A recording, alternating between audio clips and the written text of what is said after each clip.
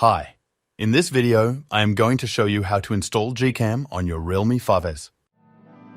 Step 1. Visit our website by clicking on the first link in the description.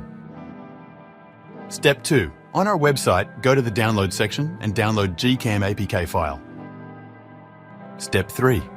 Go to video instruction section on our website. There you will find step-by-step guide on how to install that GCam APK. That's it. Don't forget to visit our website for complete instructions and APK file. Lastly, here's some GCam versus stock camera app comparison.